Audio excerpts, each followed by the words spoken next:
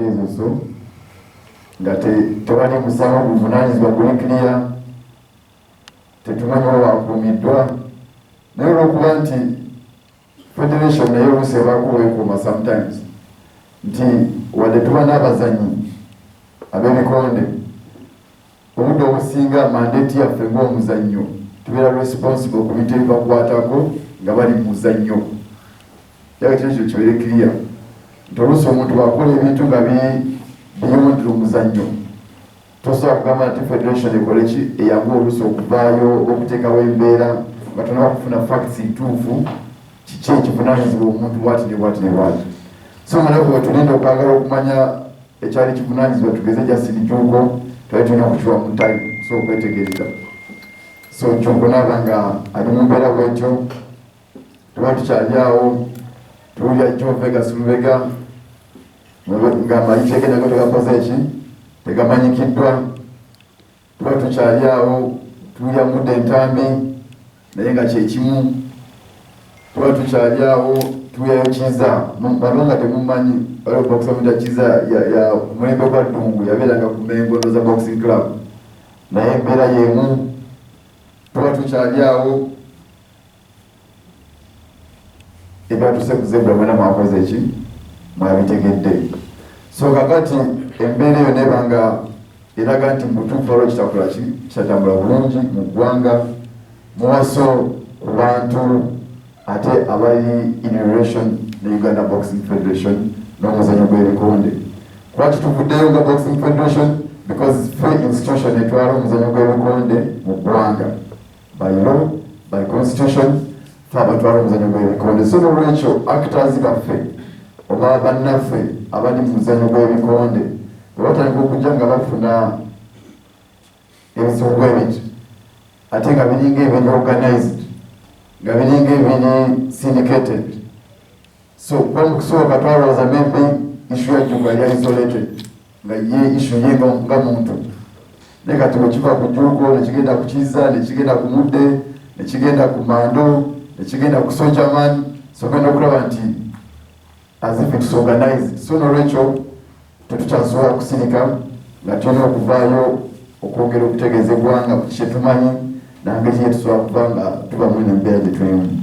So ebintu ebadde happeninga a few days ago, okusingira ddala ekyasinze okutukwata abasinga okuluma ensonga ya Zebra Mando, because Mando abadde active member mu federation nga administrator mu office of the president Uganda Boxing Federation, nga coach Warukanga Boxing Club, nga coach ne mu clubs agasinga obungi Bwayise and all other clubs. Tubadde tutambula naye bulungi nnyo, abadde instrumental nnyo mu game wa boxing, abadde w'amaanyi nnyo mu bukulembeze bwa federation. So nga kizibu nnyo okuba nga tusobola okulowooza nti asobola okuva mu bulamu bw'ensi eno ate ebintu ebisigala nga birinamu. Twafuna amawulire leero Association Wednesday nga Mando afunye obuzibu obwo,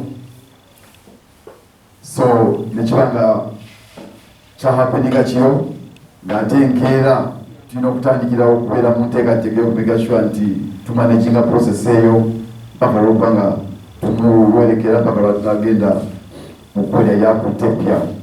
So ne twafuna time yakutegeeza kubanga kikigenda mu maaso kiki tumanyi nange kye tusooka nga tubamu n'embeera nti olwaleero. Ky'omukisa omulungi oba omubi tuba mu kwerekera muganda waffe Zebra Mando ne tufuna amawulire nti president w'eggwanga naye yabadde interested mwene ensonga, era president ng'ataddewo okunoonyereza okukwe nga president w'eggwanga. Tuba tukomawo ky'omukisa omulungi nga naye akola national address y'eggwanga, so n'akyogerako n'agamba nti already yamaze dde okutegeera abakoze ekintu kino abakivunaanyizibwako. So kitegeeza nti fenga federation abadde banoonya justice, abadde beebuuza ebibuuzo ebingi ennyo nnyo nnyo kati awo amaze okutegeera nti yakoze omusango ye gundi. Kuba pulezidenti w'eggwanga yavuddeyo n'agamba nti abakikoze babamanyi bantu baabwe era agenda mu maaso okukola investigations okwongera okumanya ndowooza ebyatambudde oba ebyaleetedde embeera okutuuka ku ekyo kyeyatuuseeko. So nekitegeeza nti somehow somewhere abadde balina ebibuuzo ebyenyife mu boxing at least answers tufunyeeko ki ka percentage. Bantu bangi babadde bafa mu ngeri bweti bangi nnyo mu ggwanga muno naye ng'oluusi tetumanya ne gavumenti temanya okulinza ne kufuba okunoonyereza naye ku kya Zebra Mando nti twafunye omukisa na kristi sawa zino tumanyi abakola ekintu kino. Kale ekisigadde kutunulira mukulembeze w'eggwanga nangeri ki yagenda kubanga yeeyongera okunoonyereza ku nsonga eno nti mu butuufu abantu abakola ekintu kino ku Zebra Mando basobola okufuna attention edeservinga legally nti ne family ya Zebra esobola okufuna justice, transparency, naffe kwenyini abali mu mikono nga federation tusobola okufuna justice kuba omuntu yatuvuddeko tabadde muntu wakusaagasaaga. So kyetusobola okusaba nti pulezidenti w'eggwanga abasobola okugenda mu maaso n'anoonyereza nga bwe yasuubiza naba nga asobola okutuddamu n'ategeeza eggwanga nti mutuufu gundi ne gundi be bakola kino era ekibonerezo bwa kyekino okitegedde so ati justice ebeera ng'eyisa. So fenga federation position yaffe eri nti twebaza omukulembeze w'eggwanga olw'amaanyi ge yataddemu okuba nga anoonyereza n'asobola okuzuula abakoze ekikolwa kino eri Buganda waffe Zebra Mando. Naye ate waliwo bannaffe bangi nnyo betunaba kumanya information ekola ki ebakwatako. Omuntu kati nga Vegas Mubega wetunafuna information yonna simanya bamukulembeze kyakitegeddeko onaba nakitegeerako. Omuntu nga Mudde Ntambi kyekimu. Tetwagala nnyo okumanya bazza misango ki naye babe nga basobola okufuna justice nti omuntu aba alina omusango gwakoze n'akwatibwa mutwale mu mbuga z'amateeka omuvunaane omusango awo nembe n'omusango ogwo okusinga omubuuzaawo obuuza naba nga tomanyi kiki yakoze musango ki asibiddwawa. So kituteeka mu mbeera nga tuyimbeeraliikirivu fenga federation tubeeraliikirivu ng'abazanyi b'ebikonde because abantu bakwatibwa ne babula obubuzi. Otunywa omuzanyi nga Sojaman mbeera yemu yabeeranga nnyo ne Zebra okugwayisa boxing club. So n'olwekyo ndikiteeka mu mbeera ey'okuba nga tetumanyi kiddako. Justin Joko kyenategeddeko nti bamutadde naye bamutadde nga bagamba nti ali charge free talina musango. Kati omuntu gw'amaze ennaku nga 2 ng'ali mukomera ate nojja n'omutta ku ssaawa esembayo because eggwanga lisasise ali nogamba talina musango okitegeera oyandikiza kumugidropinze. So kiba kya bwenkanya nti gavumenti wa pulezidenti Museveni ayongere okuvaayo okutangaza ku nsonga zino engeri gyetusobola okuba nga tulivinga mu nsi muno because Justin Joko wa bikonde yasinga yabeeraliikirivu nnyo. So n'olwekyo waawo yasobola okuba nga ateeba which is a good thing naye twanjagadde okumanya maybe circumstances kyezamuviramu okuba nga wakwatibwa ate bwe tusobola kuzeewala tutya because kati ffe tumanyi kigenda mu maaso. So kyenasemye okufuna nti yateereddwa naye bannaffe abantu banaba kumanyi baako bayitire kiza Mengo Boxing Club tetunaba kumanyi. Sojaman up to now tetunaba kumanyi. Vegas kyekimu John Vegas oyino John Vegas world champion mulamba. Justin Joko Mudde Ntambi kyekimu still naye ng'ate ne bino bizza okutuukawo nga boxers tubadde tuli victimized. Omwana abeera adduka ekaleebwe ng'ali mu jogging nga bamukwata not just now birudde nga bikola ki nga bibeerawo. Omwana atambula mu kkuba nga badi boxer nga bamukwata. Omuntu adde enkoko ku kyalo basobola kukwata boxer.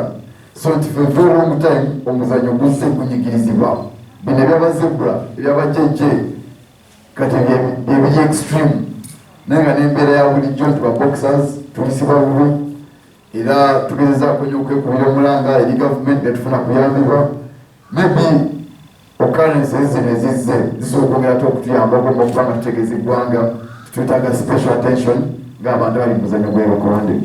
So president w'eggwanga bw'abanga yasobodde okupinga interest mu nsonga eno twanjagadde ensonga eno tugirangulire obulungi nnyo okuva eno gyetandikira nti ssaawa zino n'omwana atraininga ebikendo kotino kati atya okuddamu okutraininga. Kwanza nfunye amasimu mangi nnyo mu countryside abaana bali kabaali bakuba amasimu bacoaches nga bagamba kati kyekiddako ani gwe baddamu okukwata.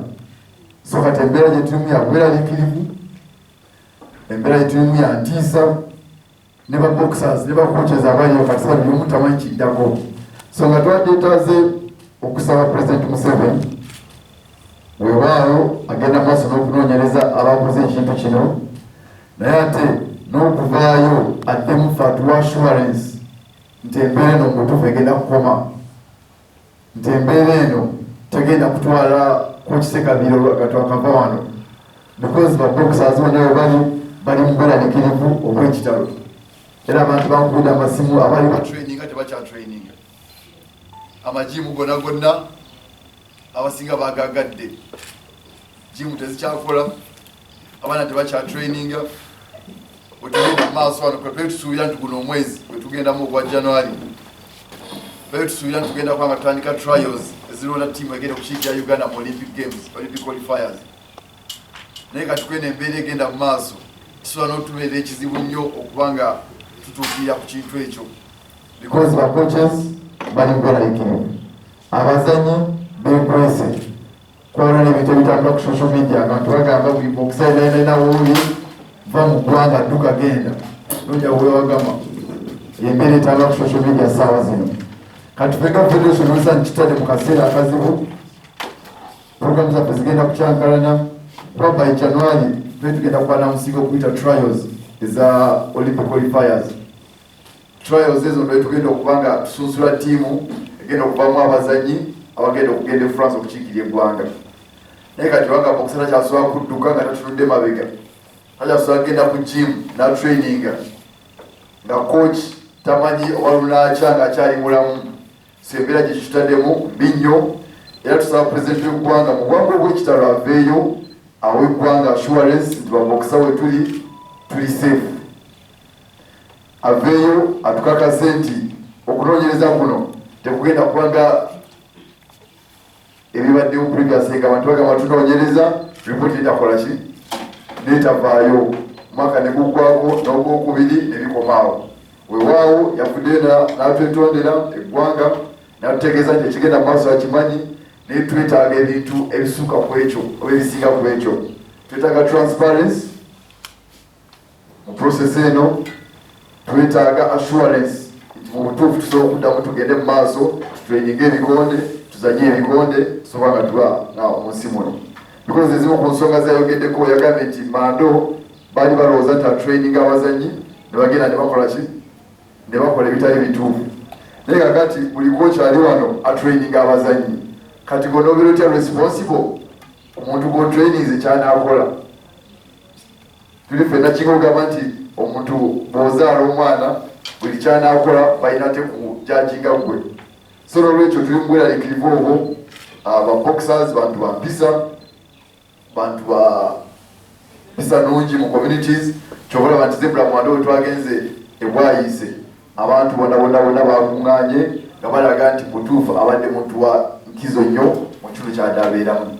So n'olwekyo omukolo gwa leero nti atuwa assurance nti tuli safe nga baboxers because bannaffe bangi bonna nga bwe tubogeddeko bali mu mbeera etategerekeka tetumanya ani addako. Ensonga ekisinga okuba enkulu ennyo. Ekyokubiri okubanga tufuna justice ku bantu abakoze ebikolwa bino okusinga ddala ku Zebra Mando. Family ya Zebra erina okufuna justice, naffe nga fraternity ya boxing tulina okufuna obwenkanya ate nga process eyo mu butuufu eri transparent tube nga tusobola okutuula ku nkizo eki n'ekintu n'okufuna ekisobola okugenda mu maaso okubanga tubeera mu nsi muno nga bwetambudde because ensonga yakuba kituvuddeyo okukola communication eno nti baboxers kwena gye muli bacoaches tukimanyi tulina okunyolwa kw'amaanyi nnyo naye tukuume emirembe tetuva mu mbeera tuli fenna gye tuli fenna tukuume emirembe tubeere kamu nga gavumenti bwegenda mu maaso nebyatusuubiza kuba saawa zino wantu bangi nnyo abaagala okutulabisa nti fe abaliko obuzibu kati tunatwalya amateeka mu ngalo ne tukulebe batusuubira okubanga bye tukola ate bajja kuba bafunye justification nti mulaba tetwabagamba so mu mbeera bweti nga tukyali mu kutya nga tukyali mu kwekweka nga tukyali mu kuba nga tetumanyi kiddako ngenda basaba bacoaches mukunga abazanyi mukunga emikwano gyammwe soke tubenga tubibakakamu then kino kyetusabye pulezidenti w'eggwanga tumusuubira nti amawulire agenda gafuna mu ggwanga obw'ekitalo aveeyo atuwa assurance tituli safe mu ggwanga obw'ekitalo bw'abanga agamba nti abakoze ekikolwa kino abamanyi then aveeyo tufune justice tumanye nti omuntu yakola kino bamubonereza bwe bati omuntu asobola okuba nga afuna akaweweero so n'olwekyo bwe guwadde omulamu omukulu ogw'olwaleero n'okubategeeza nti temukkiriza abantu babateekamu bigambo kuba kati ebigenda mu maaso bingi kwamba ninayo emikutu gya social media abantu nga bagamba ebintu ebitakwatagana buli omu embeera eno mulimu abaagala ogikozesa okwongera okukyankalanya omuzannyo gwaffe mulimu abaagala ogikozesa okunonyamu ebyabwe mulimu abaagala okukozesa embeera eno okuteekawo olutalo wakati wa boxing ne government so tulina okubeera careful mulimu abaagala okukozesa embeera eno okuteekawo obutakkaanya wakati waffe ne bannaffe onooba oliawo nga bagamba kati kirabika abakokiroola yabikoze oba kokisekabira yagambibwa ati so tubeere careful abantu batuteeka mu mbeera etatubaddeemu zino ensonga ekyomukisa omulungi omukulembeze w'eggwanga yavudde naga nti ye mwenyini paka bwejumbira yazeekwatiddemu so tumuwe chance abeeko wazigusa naye ffe in the meantime nga tuli kamu ate tukiridinga amatu gaffe abantu abagenda okuteekamu ki ebigambo kuba abantu abasinga tebalina information ntuufu abasinga bali mu byawalala kugezako okubanga basajjula embeera nga bwebadde naye era ontopoka okubeera kamu mwena mugezeeko okubanga mwebeereramu buli omu nga yeekuuma ng'omuntu because security esooka ebeera kugwenga ki ng'omuntu abaana bali ku majimbo nabagambe benga basobola okwebeereramu nga beekuuma ng'abantu paka embeera erajja muki mu nteeko wandiwo n'abantu abagenda okujja nga bongera okwagala okugisajjula olina ajja nga badali n'empalala tugeze bakukoki kyakuwa n'akozesa omukisa guno najja n'akola ki n'amukolako ekikolobero so ate asobola okwongera okukola ki okusajjula embeera nga bwebadde so n'olwekyo tubeere careful tetufuna kukemebwa nti oba tukolewo ekintu ekyenjawulo just tubeere patient tugumiikirize federation yeyina okutuwa official position kati official position biri ebigenda mu maaso gyetwakasooka okufuna ku nsonga za mando nti gavumenti yakoze eki yazikuteko yezimulimu omutwe kati tukyalina kubuusabuusa nti ani yasse mando ani yakoze bwati so kati tuwe gavumenti omukisa engeri gyewadde obuvunaanyizibwa obwo egende mu maaso enoonyereze ffe tulinda kintu kimu bwenkanya mazima tuli fenna na bwerufu mu nsonga eno so ku saidi ya mando tuli in touch ne coach Mase tuli in touch ne Tribe Mayanja ne family yonna nga bweri ekirasembeyo okumanya nti omukulembeze w'eggwanga ayogera nabo era ndowooza anytime ajja kubasobola okubasinkana bongere okumulyabo kyebamanyi kwenge gibadde babeera ne mando kulosi bamanyi bigenda mu maaso okusinga tubitwandise okumanya so bali in touch ne president waki w'eggwanga so nabo tubasabire Katonda abagumye ate singa n'abasinkanya omukulembeze bamubulireko kyebakola ki kyebamanyi nange kyasobola okubayambamu because kati mando yabadde alabirya family mando yabadde ayimirizaawo family ye waabwe kati bwojja n'ogamba nti probefa abamugye bulamu bw'ensi maybe tusuubira nti osobola okuteekawo enteekateeka y'okuyamba family eyo si nti mubabuze because nadenda ku social media abantu bagamba nti kati bagenda bagula bagenda bawa ssente naye omuntu yenayina nebanga ovuga emmotoka n'okola omusango ku muntu n'okkiriza nti bagukoze budde obusinga bagamba tukola ki oba muliyirire bakola ekintu bwekitebwe so ebyo tujja basabira nti bafune meeting enungi n'omukulembeze bayambagane okutuuka ku nsonga y'okumanaginga ishu y'amanoga bwe yabadde unless but I'm still investigating to get more information. So, as a financial of boxing, in a way that arrested our fears at that particular time, now we can only go ahead and ask the president, first of all, thank him for the quick intervention he made. Because the president, if he had not made that quick intervention, maybe up now would be second guessing on who could have killed Zebra Mando. So we thank the president of Uganda for having been able to make a quick inquiry and come up with the conclusion of knowing those that could have killed Zebra Mando. What is still remaining, what he did hit about, is the issues to do with the justice that we expect for the passing of Zebra Mando. Because if you say you know those who killed him, then what actions are going to be taken on all those individuals? So we expect justice, we expect transparency on how this matter is going to be handled. We expect to see as a federation how we are going to be assured that we are safe. Because boxers countrywide, they are calling me, they are calling the executive, they are saying, President, what do we do now? Should we go back and train? Or are we also going to be a target?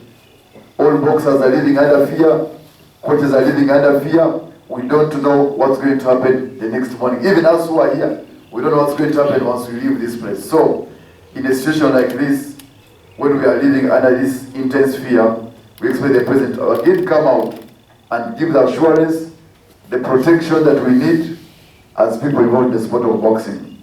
Because the Zebra Mando situation is not an isolated situation. You cannot say that it was just an incident that happened, because there has been a series of other similar incidents happening, not exactly with the executions, but incidences that put us in extreme fear. Justin Juko was put in custody for about 20 days. Initially they said he had a case to answer, but then a few days ago he was released unconditionally, no charges, but he had been taken away for about 20 days. Justin Juko is a former world champion, an active member of boxing, and when that happened to him, in a way it causes fear. It wasn't only Justin Juko, Coach Mude Ntambi from Katanga is nowhere to be seen. Word on the street says people came and picked him and he's nowhere to be seen. World champion Joe Vega Sulvega, same problem, nowhere to be seen. Our boxer from Zebra Boxing Club, Soldier Man, is nowhere to be seen. Our former champion Chiza from Mengo, formerly Mengo Boxing Club, is nowhere to be seen. So when you look at these events happening in boxing, no one is safe anymore, no one is sure of tomorrow anymore, and we do not have clear reasons why these things are happening. That's why we have a reason to be extremely scared. That's why we have a reason not to be sure of what's going to happen the next day. Because our colleagues are disappearing, others have been executed, and we need the government to come out and give us this assurance. And subsequently, because of this, we've been hesitant to return to boxing, because by now, on our calendar as a federation, we would be now preparing to hold national trials that will be used to select a national team that will represent Uganda in the Olympic qualifiers in France. But now with this kind of situation, when there's fear, when boxers can't train anymore, gyms are being closed, right? Boxers can't run anymore, they can't be jogging. So it puts us in a situation whereby it makes our work very hard and complicated given the circumstances. So, much as we thank and we are grateful for the President for the efforts made so far, but we need more assurances, we need more clarity, we need justice, we need transparency in as far as these matters are concerned, so that we are able to have our hearts at peace. Went down at his home in Waise in the middle of the night, And from Tuesday night until the 31st in the evening, we are all not sure of what could have happened, what could have triggered that kind of action against Zebra. We were all asking ourselves so many questions until in the evening, the president of Uganda came out and made a statement, and he made it clear that he was aware of the people that killed Zebra Mando. He said it was a military operation, and he was still investigating to get to the bottom of that situation. So that meant that all our questions had been now partially answered. As a sport has been victimized for a very, very long time, and the government has not come out to help the sport, to make people understand that one can be a boxer and also not perpetrate crime. Not everyone who's stealing a phone, not everyone who's doing crime in the village is a boxer. Crimes have always been there, whether they are boxers or they are not boxers. So the issue of victimizing the sport of boxing is what we need to clarify to the country, that people should be apprehended for the crimes they have done as individuals, not because they are boxers. People should be arrested for the crimes they have done as individuals, but not because they are in the sport of boxing. But as we speak as of today, anyone doing boxing is in fear, and the word is we are not safe. Even us who are here, no one is safe. We don't know what's going to happen as soon as we leave this podium. So that's why we are calling upon the government, the president of Uganda, to come and assure us that the situation can come back to normal and that justice is going to be served for those that have been affected. The people who are still incarcerated, people who are still who have been kidnapped, we really need the president to come out and make interventions. Same way you've made an intervention for Zebra Mando, make the intervention for all the other colleagues of ours, so at least we know the crimes they committed, and if they have to be tried in courts of law, they're taken to courts of law. Rather than people being kidnapped, you don't know where they are headed, the next thing you hear, so and so has died. So that is the reason we call this press conference. All actors in the sport of boxing, one, to get information from the federation. Let's not get information from social media and all other places. Let the federation be your source of information, and we kindly ask you to stay calm, to stay composed as we wait on the president of Uganda to give us a way forward on how we're going to progress in our sport of boxing. Because if you go there, out there, and you act in a manner that is suggesting that you actually have bad intentions as boxers, or you're not organized as boxers, then you can easily justify that actually there's a problem in boxing. So this press conference is to give you information as coaches, and you also take it back to our boxers, our trainers, our trainees, that they need to be calm for now. They need to be careful as they leave, so that we don't get more incidences like those that have already happened. So that's the reason for today's press conference, and we really hope that the government will be quick with the investigations, more so at the level of the president, and all these answers come out and we're able to move as a federation.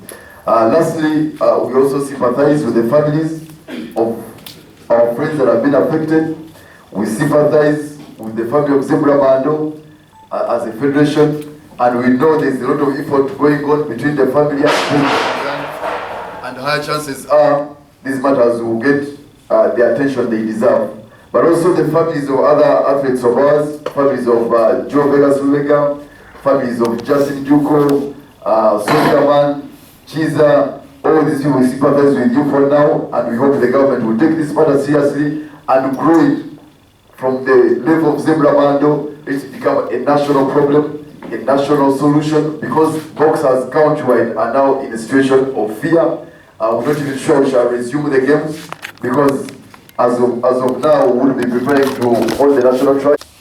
Nga agenda kukinoonyerezaako ate ng'omuntu yagenze dda, kati abamu tutya okukinoonyerezaako nga tetwagenze dda, kati awo tetuli seefu. Nze mbadde nsaba, kubanga ffe ng'abakooki tutendeka abantu abalema famiri zaabwe, abantu abamu nga balema ne gavumenti. Tulina abakooki ababokisa betubuuliridde ng'abakooki, tuli bazadde, era ekyo tukikoledde ebbanga ddene. kati ate ffe abazadde bwe tuba nga tufuuse target ekyo kiba kitweraliikiriza. Ate nga ne ku lisiti tebaatuwadde ku lisiti yaba ababokisa abakyamu ono kooki munaffe babadde atendese nti oba bali mu makooti bawozesebwa emisango gye babadde bakola emibi ne balyoka bajja ne bakwata ono abadde abakozesa. Tetumanyi babokisaawo. Kati ekyo kitweraliikiriza kubanga mu ggwanga tutendeka abaana bangi. Okusalibwa omusango nga mutayise mu kooti kibaddewo. Bokisa munaffe kato poliisi yajja omukwata nemukuba bukubi masasi emisana newatabaawo kikolebwa. Ayinza okuba nga azizza omusango naye ayinza okuba nga awayiriziddwa kubanga ffe wano mu Buganda tulinawo abantu ababeera n'olutwe naye mukizudde nti babokisa balina olutwe babawayiriza ebibatakoze oba oli awo olw'okubatya. Nze nsuubira ate nawuddemu n'ekigamba nti ono bokisa yabadde agezaako okulwana kale abebyokolinda ne nze ndowooza nti omu ku bantu abasinga empisa bw'abanga bamukoze bati ate bannaffe abalala. Nze mbadde nsaba gavumenti ekolagane ne pulezidenti w'ebikonde bwe waba nga lisiti ekyali nnene bamuwe lisiti y'ababokisa abasobola n'obayita n'abamaaki nga n'abatwala ekibuli n'abahanding over eri poliisi mu mirembe awatali kavuvuŋŋano konna nakozesa amaanyi gonna. Nzikiriza nga pulezidenti w'ebikonde babayise bakooki asobola bamaakinga n'abatwala ekibuli n'abalekayo ku poliisi, poliisi n'esigala ng'ekola ogwayo ogw'okunoonyereza. Oba bamuwe lisiti kubanga tutegere nti gundi ne gundi be bavunaanyizibwa naye bakooki eyo bali mu kwekweka tebakyasobola waka. Famire zaffe mikwano gyaffe Bulaaya bakuba amasimu bagamba gundi mwebereremu. Kati batuyingiza mu kintu oba eky'ebyobufuzi naye tusaba wabeerewo ekikolebwa mu bwangu ddala ffe tuleme kwetaba mu byabufuzi kuba nti tuli bannabyabufuzi naddala mu kaseera nga kano neyanziza. Oba training abaana ne bagenda ne bakola ebintu ebyageresidooza ebinyigiriza abantu. So kati ng'ogamba nti tulina okuvayo tulaga nti ekyo si kituufu. So mu mateeka bagamba nti oli akoze allegation oba akoze accusation yaba alina okuleeta ki oluusi evidence. Neffe kyetumanyi nti Zebra abadde coach ng'akokinga abaana abajja ne bazanya ebikonde abo ne bagenda ku ddala ly'ensi yonna ne bawagula Uganda ebidaali n'abamu Pulezidenti Museveni n'abawa n'obusiimo abayise emikono gya Zebra n'eggwanga ne libasanyukirako nga bakoze eki nga bawangula. Ffe kyetumanyi ffe nga federation kakati bw'abaga alina abaana badda training abamu ne bakola emisango ekyandibadde ekituufu si kujja n'omukuba amasasi n'omutta. Kyekituufu kyandibadde nti yakoze omusango bamukwata n'omutwala ku poliisi ne bamuvunaana omusango ogwo neyewozaako ye ng'omuntu si ffe ng'ab'ebikonde. Era njagala kuyita mu kkubo lyerimu nti ne baboxers abali wabweru eyo era namwe mbakoshoninga ne bacoaches totambula mbuzza misango ogamba ffe ab'ebikonde tuli ffenna wadde oli boxer tujja genda ozza omusango gwe oguuziza ng'omuntu naye ate ovumaganye ffe ekitongole kyaki ekyebikonde okutwalira awamu. Era bozza omusango bakukwate gwe ng'omuntu onyonyola omusango gwo. Tuli ffenna bw'ogenda n'owagira omuntu w'ebyobufuzi towagira alaga nti fe ab'ebikonde tuwagira gundi tojja tuwogerera ffenna ab'ebikonde. Wegendayo ogambe nti nze mpagirani ekitalina bukyamu bwonna bwonna. Naye bw'ogenda n'ogamba nti ab'ebikonde kati tuwagira gundi awo ate otadde mu mbeera etali ki etali ntuufu. So n'olwekyo ebikonde guno omuzannyo tetuliba byabufuzi naye abantu abali mu bikonde baddembe okuwagira abantu bebaagala okukola ki okuwagira. So kyeyagadde okutereezaamu awo naye ate omutali ebikonde wazza omusango guyimiriremu nga bwakoze eki omusango. Naye ffe kyetusobola okukola nga federation kusaba gavumenti nti omuntu waffe abanga azizza omusango temumutemula butemuzi temumwamba buwambi mumukwate mumuteeke ku poliisi avunaanyizibwe wegumusinga afune ekibonerezo bw'abanga bamuwayiriza afune eddembe lye.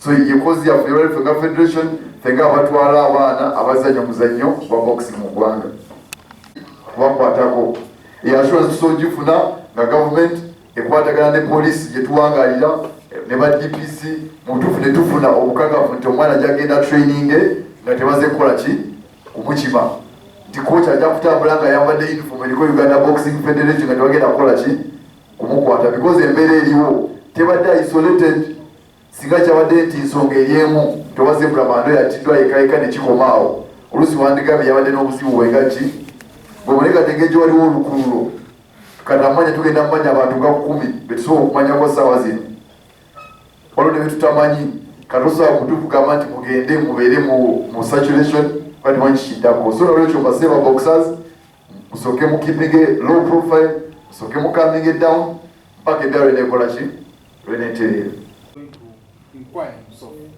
When Susan Magara died, the president said he was going to inquire himself. When Muhammad Chirumira died, the president said he was going to inquire himself. To date, we've not seen any report. How sure are you that now you're going to get a report? Any other question beyond that? Try to do the Yes, my brother from NBS Television. For us, as a federation, as Ugandans, we are Ugandans living in a country called Uganda. And this country has leadership. And the president of this country is called Yoweri Kaguta Museveni as of today. Right? So he is the final man. He is the boss at the top. He has said he's aware of what happened.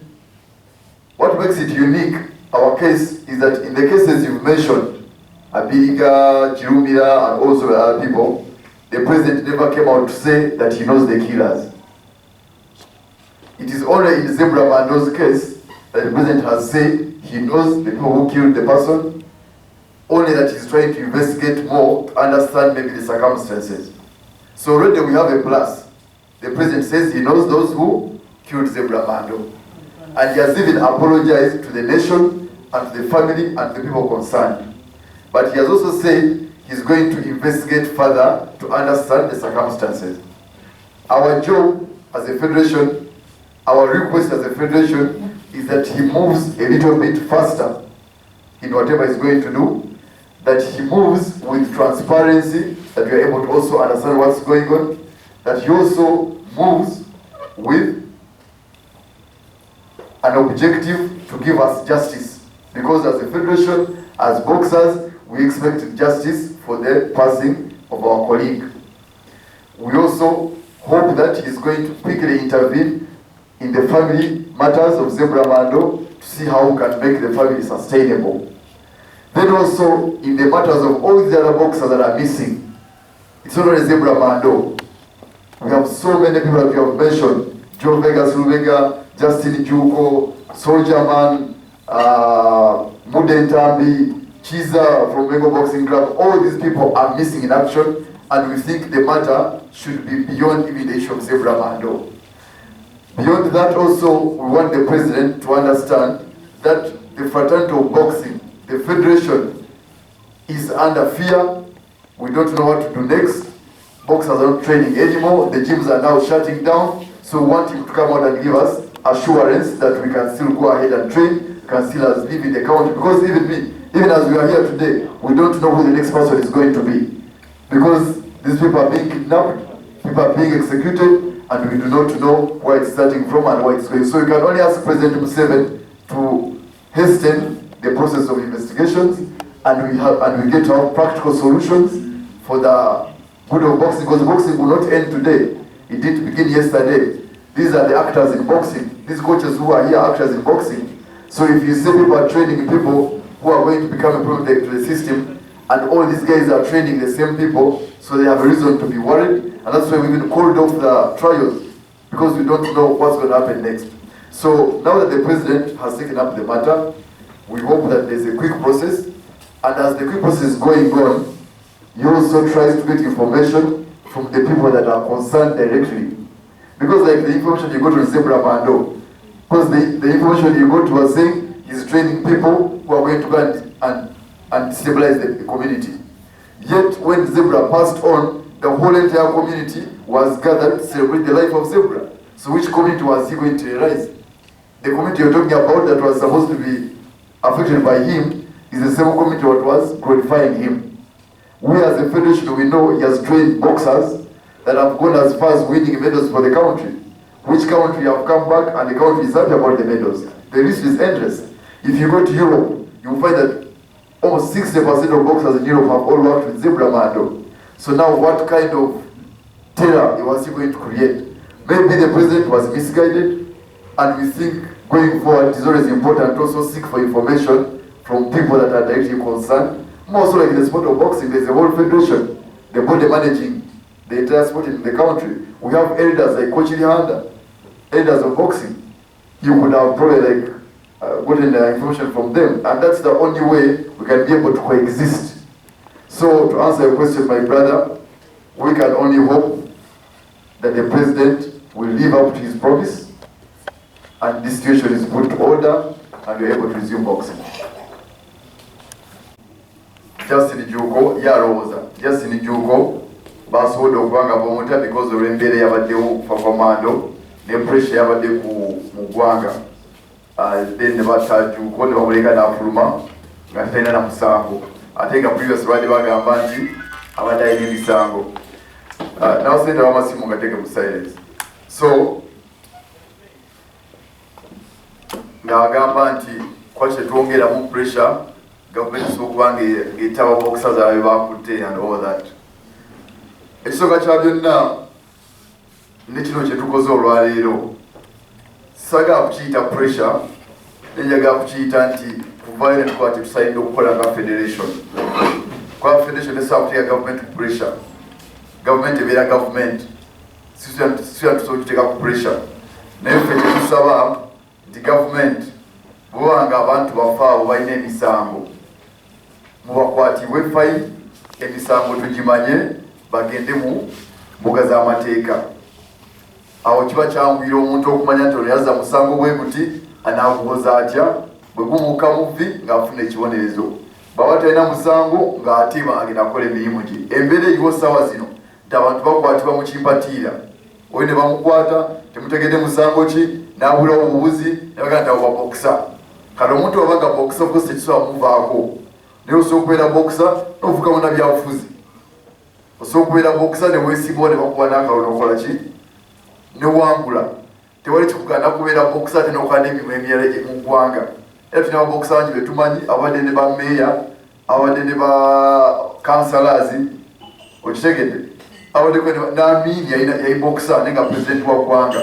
So ekyokubeera bokisa tekikulemesa kukola mirimu mirala mu ggwanga lyokola ki lyobeera mu ensonga eyaffe nga federation nti bano baboxers baffe abapya abakadde ba juniors ba legend bwaba bazizza emisango ng'eggwanga lirowooza bazizza emisango bakwatibwe bavunaanyizibwe emisango gimanyike basooka nga bafuna justice entuufu y'ensonga yaffe. Era bano abaana betwogeddeko bonna bamudde entambi ba Joe Vegas Lubega, Soldier Man, okitegedde ba Justin Juko, Zebra Mando, nabo bannayuganda nga munnayuganda yenayina atulaba ssaawa zino. Ensonga eriwo nti bwe bafunye obuzibu tetwategedde emisango gye bazizza, abamu babadde extradited, abalala babadde executed, abalala bakyali mu nkomyo bwetamanyi wawe bali nekibanga mutuufu kituuze mabega ng'eggwanga. So ensonga yaffe olwaleero nti gavumenti tubakoowoola, President Museveni tukusaba oyingire mu nsonga zino, abaana bano emisango gyabwe gimanyike bavunaanyizibwe mu mateeka, emisango babwe nembe nabyo mpaka lwe banaawangula oba obutawangula ddala okubanga tubakwata bukwasi. Kuba bwe wakwata bwotyo kiteekawo embeera y'okweraliikirira mu ggwanga, kiba tusobola okukolega federation. Ekyo ndoza nkyongeddeko nti mu butuufu boxing tekitegeeza politics. Tuli fenna nti omuntu kinga bwogamba nti omuyimbi ayimba ate namaana awagira munabyabufuzi oyo nga tebamutemula kuba n'omuyimbi guba mulimu gwasooka n'akola bwava mu kuyimba nayo kanafuna gwakola ki gwayagala okuwagira. So kyekimu ne boxing kyekimu n'ab'omupiira kimu n'ababizanyira gyona nga bagiri bagitambula n'abakozi ba gavumenti oli asooka nga oli engineer naye nga tolinaku okola ki gwawagira politics. So n'olwekyo etyandibadde ensonga etuteeka mu mbeera gye tulimu olwaleero. Then owuziza ku kya trials ku kalenda yaffe mu mwezi ogwa January tusuubira okutandika okuteekateeka abazanyi ku level y'amaclubs so that mu gwokubiri tuyita national trials okusobola okuba nga tutandika okuselectinga abazanyi abagenda okukiikirira Uganda mu mpaka ezigenda okubeera e France mu Olympic qualifiers.